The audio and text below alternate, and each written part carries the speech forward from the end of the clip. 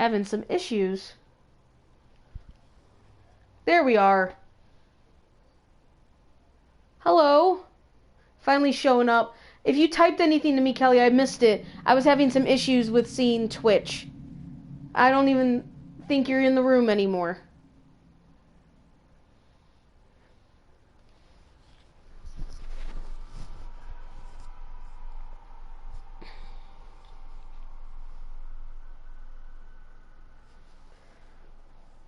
But yeah, I played this game because my friend Kelly wanted to see it played, and I have no problem playing it for her. I wish I could play it with her, but that's okay.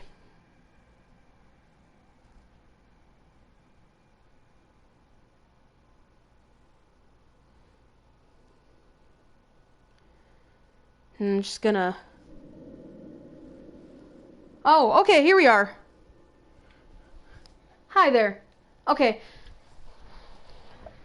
So, first of all, Kelly, I want you to give me a second, because I know it's like a 10-second delay, plus 20 seconds depending on how fast you reply. Did you like the game? And did you like the game? Who was your favorite character? And do you have a favorite moment? And while you're sending me that, I'm going to talk a little bit about the game itself.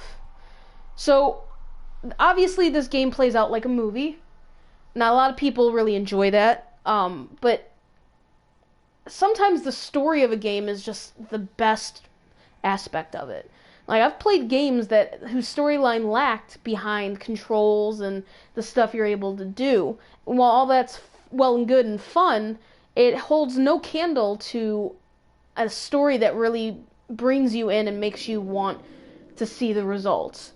Now, I'll admit, Until Dawn, when it first started off, I was like, corny teenagers who are horny, who have really shitty dialogue. I didn't know if it was something I was even going to be able to get into. The more you play it, the more the characters adapt to the weirdness that's going on around them, the more you actually enjoy it. And, you know, you've got the graphics, which a lot of people go for anyway. There's more movement and controls in this than, like, Telltale games or even, like, Life is Strange.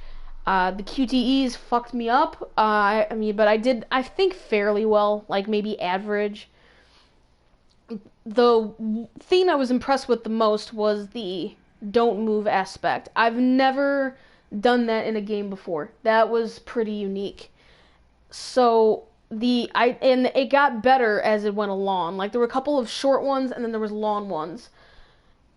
And the ending, when you have to constantly just don't move in order to save everyone, depending on how many people you actually do save, was just the most intense crap I've ever gone through. And I've played this game, I want to say, twice, possibly already. So, prior to this, so this was my third time going through it, and it still makes it super intense for me. As far as the story goes, this is basically a big trope on a ton of different horror movies. Horny teens, lost in the wilderness, this time on a mountain, in the dark, at night, after a tragedy, haunted, murderers, mythical creatures, supposedly mythical, or creatures, or, ones that people aren't sure if they exist or not. And then you've got the drama, the family, the love. It wasn't bad. I wouldn't say this is the greatest game on the planet, but it's definitely unique, and I enjoyed its aspect of it. And definitely the idea here with the butterfly effect is so much more effective than certain games. Now, I will be the first one to say that I love Life is Strange to death, but the choice aspect in Until Dawn was infinitely better and more effective. And I have to say it was a little bit above par compared to the Telltale games. Those, you make choices, of course, that reflect the outcome, but it doesn't have the same intensity as Until Dawn does. And I think that's because Until Dawn is a horror game. What else can I tell you about? The performances were really good. I only really recognized Sam, who, Hayden Panettiere, Peter Stormare, who is the guy you're looking at on the screen that I'm moving, Dr. Alan Hill, and I recognized the kid who played Josh. I don't remember his name right now, but I recognized him. And I think I recognize Ashley from somewhere too, but I'm not entirely sure where I know her from. But other than the dialogue, I thought they did a real good job. It was easy to find the ones you relate to the most, the ones you don't, the ones you want to save, the ones you really want to kill. Emily. But I find this game to be extremely fun. So my friend Kelly, who I played this for, said that she loved the game, which is good. I'm glad you loved it, and I'm glad I was able to play it for you. I'm sorry you couldn't make the choices to help me along, but I'm glad you were able to see it. Her favorite character is a tie between Sam and Josh. Yeah, I can see that. Sam is probably the only consistent character throughout the game that you can honestly say you don't hate her at all.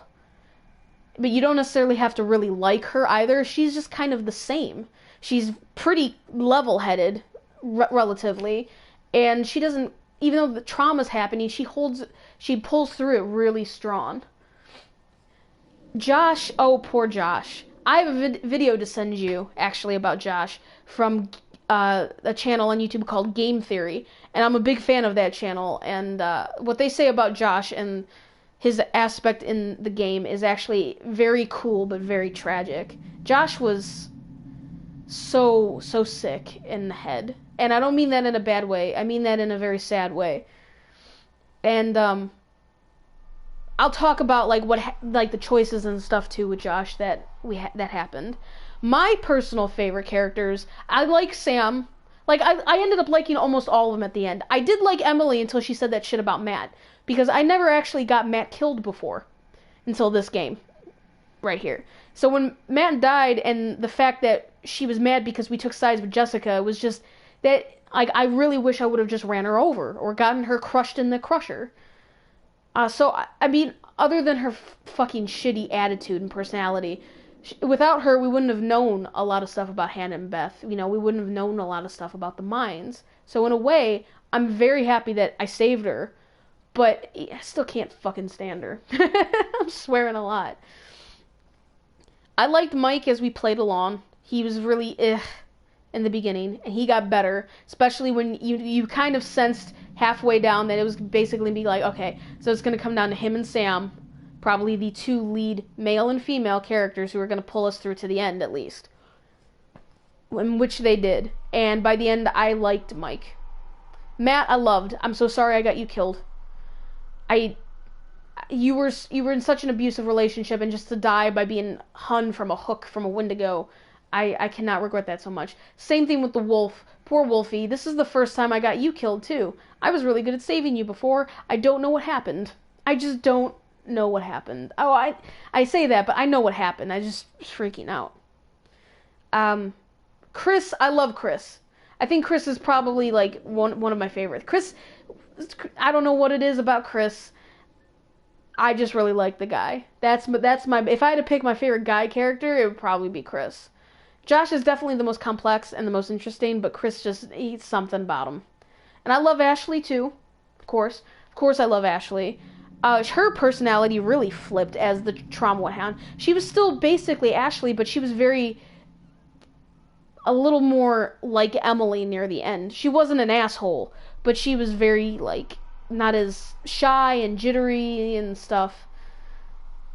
My favorite of the girls, honestly, I love Ashley, but I really like Jessica.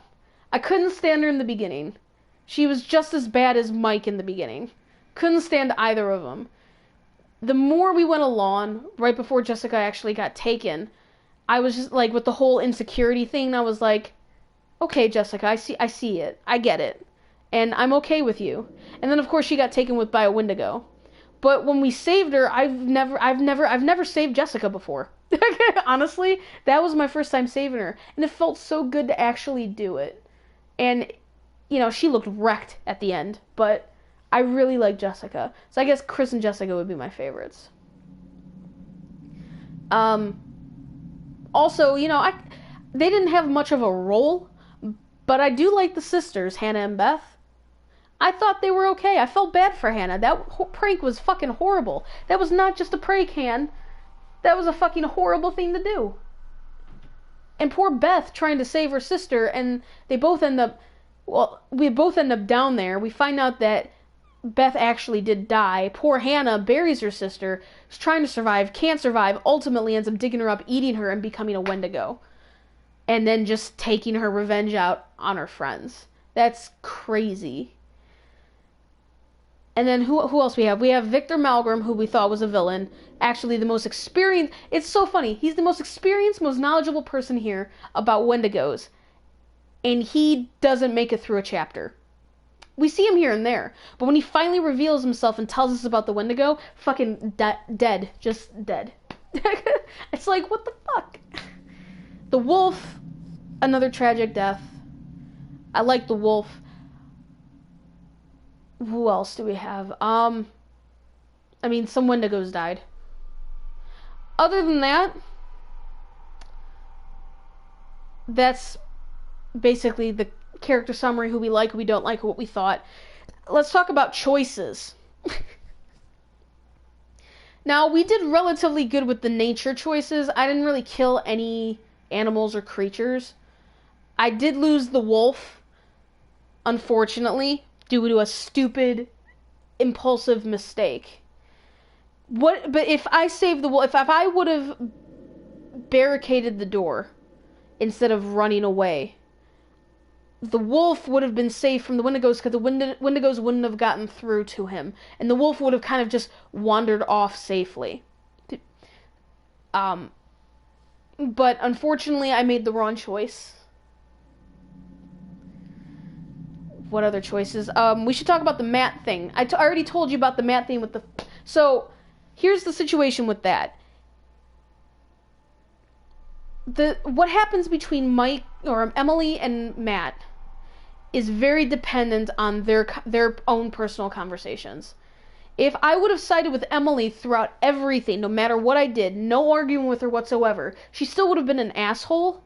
But if I went to that moment where I had to save her or jump, and I had that option twice, if I would have done the same thing and saved her twice, with the flare gun still intact, I would have been able to shoot the Wendigo. The Wendigo would have gone away, and Matt would have still been alive. Now, in my past gameplays, the first time around, the first choice, I would save Emily, but then I would jump for safety. Because I knew ahead of time that because I didn't think about the flare gun, or I didn't have the flare gun, or something like that didn't happen, I knew ahead of time that if I didn't save her twice, that Matt would still be relatively alive. But I thought with the flare gun, it'll be fine.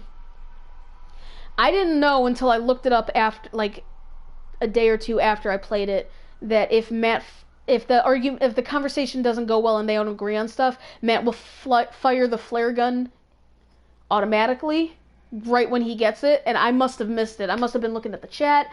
I must have been looking at my phone. I'm not entirely sure what happened there. So, what other choices did I make? Oh, one of the big ones, the one that you really were upset about originally, Kelly, when I chose between when Chris had to choose between Ashley and Josh. Now, obviously, as the story goes, the Josh part was a fake. It was a dummy with Josh's head on top, and Josh would have lived. But the thing is in that situation, no matter what I would have done, let's say I did pick Josh, and I pulled the lever towards Josh, and I wanted to save him, it would have still gone to Josh anyway. And what that would have done was it would have made my friendship and my interest in Ashley very temperamental, and it would have broken it a little bit, because she would have been like, you picked your best friend over me, and I'm still alive. I hope that makes you feel good. You know, shit like that. I don't know the actual dialogue because I've never seen that actually play out. Most of the people that I see pick Ashley over Josh. Weirdly enough. I've yet to see someone actually try to choose Josh over Ashley, and I never saw the repercussions of that. Now, let's say I would have picked Ashley, but I would have pulled the lever to save Josh, it would have still went to Josh. No matter what I would have done in that situation, whether I picked Ashley, picked Josh, pulled the lever towards Ashley or pulled the lever towards Josh or any of the combination, Josh was always the one that was going to get it no matter what. So the decision I made was based on the fact, knowing that no matter what I do, it's going to get Josh. Do I really want to... Josh is doing all this. Do I really care if I want to harm the friendship between me and Josh? Or do I want to try and maintain and possibly grow the relationship in any amount of time I have left with Ashley? So I chose Ashley. I've chose Ashley all the time, and honestly, I think I would still choose Ashley over Josh in that situation. What other shit went down? What other shit went down? When Sam was running away from the killer, that was the first time I actually got away. Sam always usually gets caught on my watch. I hit the psycho with the bat, she still gets caught, and what happens is when she gets caught, he ties her to a chair, he puts the clothes on one of the dummies in the meat locker, and that's the one where Ash and Chris walk through, and they see her clothes hanging on the hook with like a dummy face, instead of seeing the dummy sitting in the chair. See, if I hadn't saved Sam from the psycho, the dummy in the chair would have been replaced by her passed out. So, a little bit of differences there. What other choices were there? Let's go way back to the beginning when we lost Jessica. When Jessica was taken, even though I fucked up some QTEs or whatever, if Mike did not try to take shortcuts, if he didn't try to jump, if he didn't try to run, if he didn't try to slide down, Jessica would have been dead automatically. If I don't try and get to her as fast as I can, the amount of time it takes me to get there ultimately kills her, and we would have found her in the elevator on the floor, all bloody and like beaten up, and we would not have seen her again. But because I was quick, even though I missed a couple buttons, she was still alive, and she fell down to the mines, but she was still alive. We thought she was dead, but she was still there. And if I would have saved Matt, she would have ran into Matt in the mines later on, and both of them could have hidden from the Wendigo, and both of them would have been saved. However, obviously that didn't happen. Who else do we got? The beginning, I'm sure it probably said, but in the beginning when the twins died, that there's absolutely nothing you could do. Both of them are going to fall, regardless if you let go or if you choose the other. That had the beginning all the way up until the introduction had absolutely no repercussion on the storyline. It doesn't matter if you let Hannah go or if you drop her. What's another one? The decisions at the end. If I hadn't tried to hide and taken the difficult path that I did with Sam, trying to hide, trying to yell, trying to save Mike, none of them would have gotten out alive. If I would have just ran for the switch, I would have killed them all and saved myself. And I don't know if I could have lived with that, especially as Sam. And I haven't done that. I'm always willing to go that extra limit to try and save the others. And then last choice I guess we'll talk about, I think this is the last big one that I can remember, is what happens, because out of all of this, yes, I lost Matt. I lost the wolf. Victor Malgrim had no chance of living, by the way. There was nothing I could have done. He was going to die. It was written in the script. There was nothing I possibly could have done to save that man. The twins died, that shit couldn't be helped. Matt was unfortunate. So was the wolf. But of all the characters that survived, the only character that does not necessarily have a good ending, whether he is technically alive or whether he's technically not, the only character that doesn't have a good ending is Josh. And it's sad to say because he's gone through so much, but there's literally only two endings for Josh. The one we got where he recognized Hannah, thus she took him away and he became a Wendigo. That's probably weirdly enough, I don't know if that was the better ending or not, because turning into a Wendigo is got to be one of the worst things we read about and heard about in the game. The other option was if Sam and Mike did not find Beth's grave, if they did not find Hannah's journal, if they did not find either of them, and they found Josh first, Josh would never have known that Hannah was a Wendigo. So in that scene when Mike disappears, and Hannah comes up and grabs Josh. Josh wouldn't recognize her. Hannah would have been pissed, and she would have fucking killed him instantly. So with Josh, there's really no good ending. And I know you don't want to hear that because he was one of your favorites, but there is literally no good ending for Josh. With all that being said, I think I covered everything. I think I covered everything in this. We missed some stuff. So we got all the clues about Hannah and Beth, which is amazing.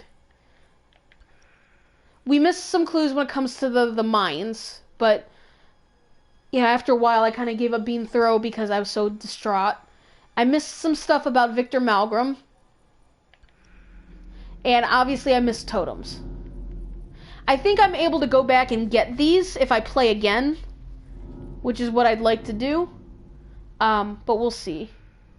And then obviously these are the butterfly effects, so these just kind of show what our decisions became. So like here, Sam escaped, Mike escaped, Ashley escaped, Emily escaped, Chris escaped, and this one just shows who all actually saved. Everyone in this game can die though. I'm pretty sure every single character in this game has the ability to die.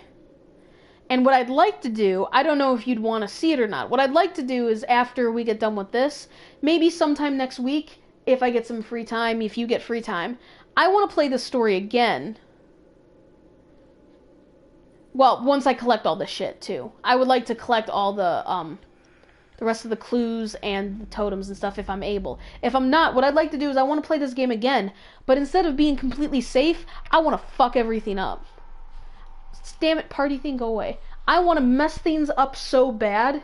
I want to see what happens when I don't make the QTEs. I want to see what happens if I'm not quick enough. I want to see what happens and how many people die, only because I want to see how fast this game actually goes without literally saving anybody.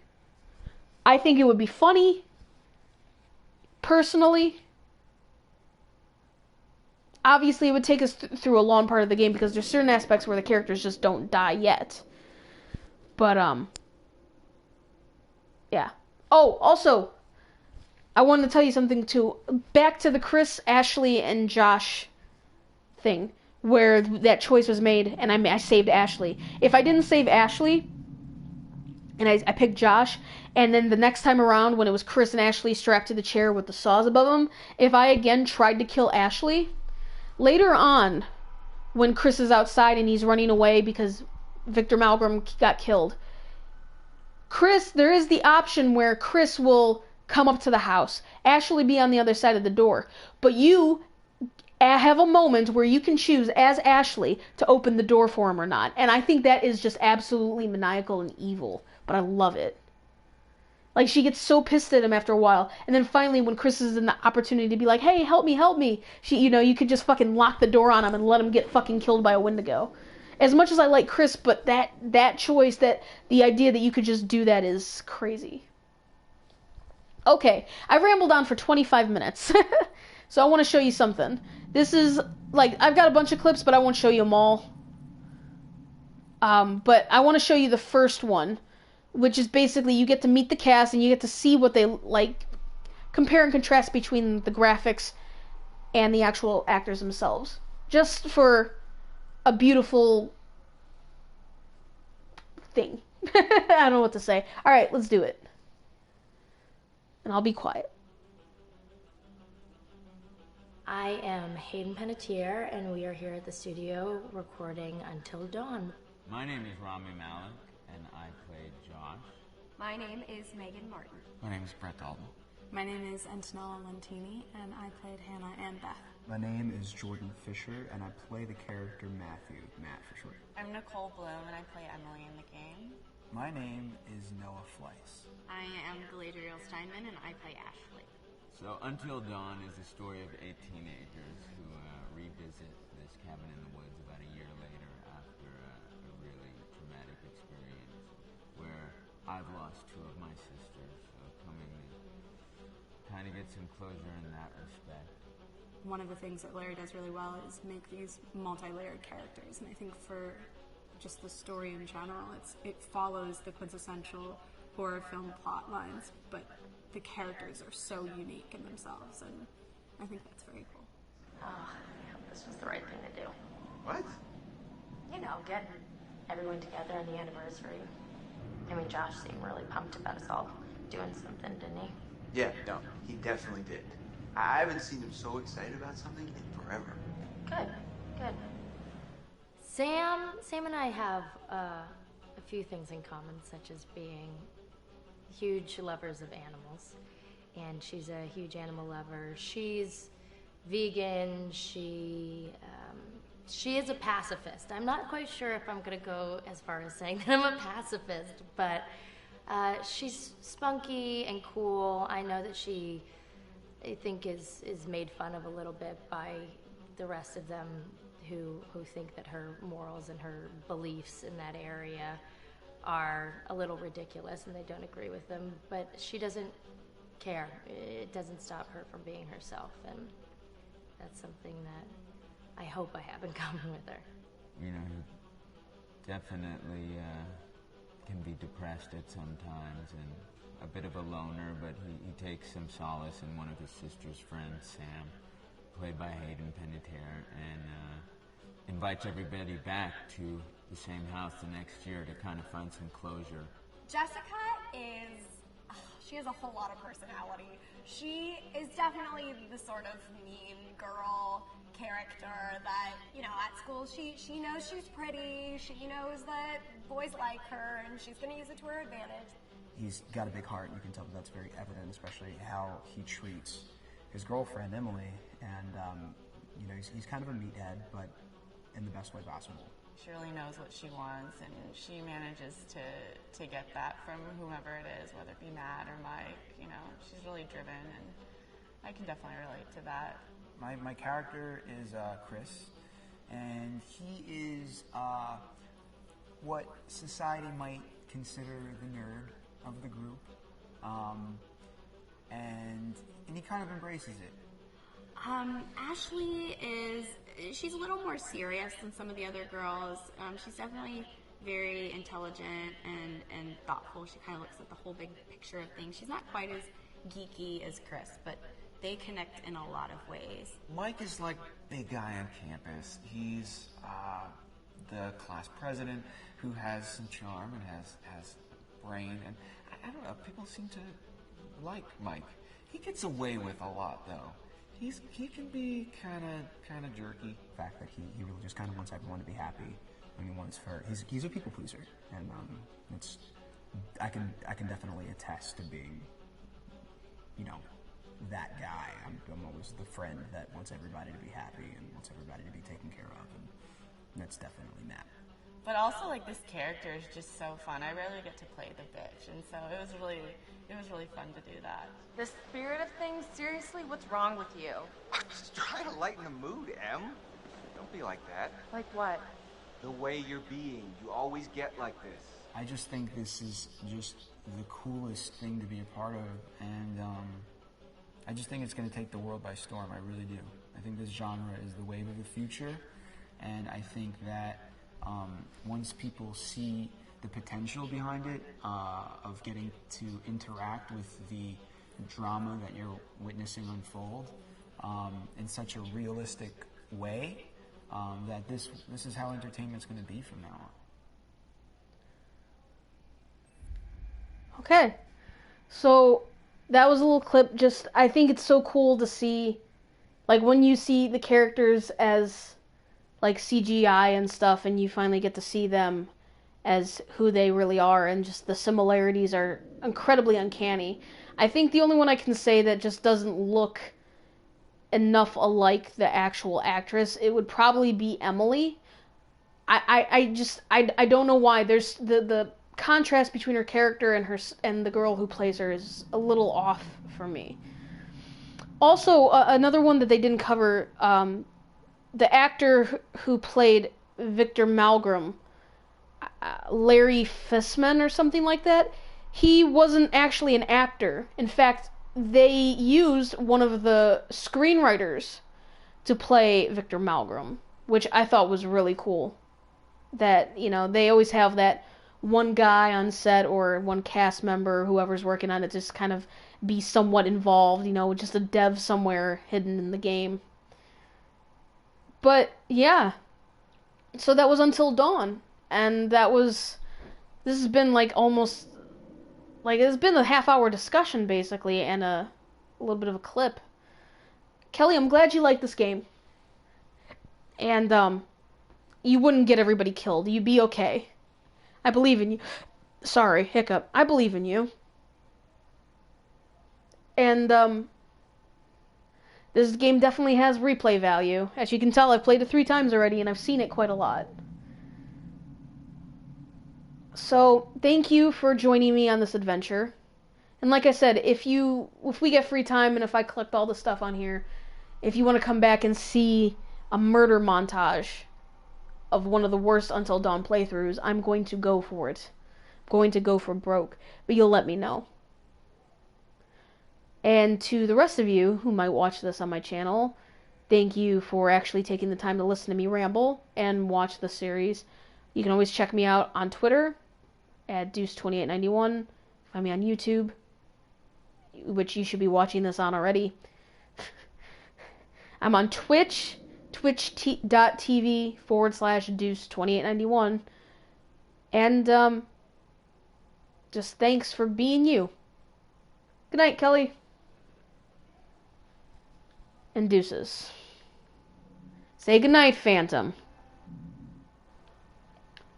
Okay, then.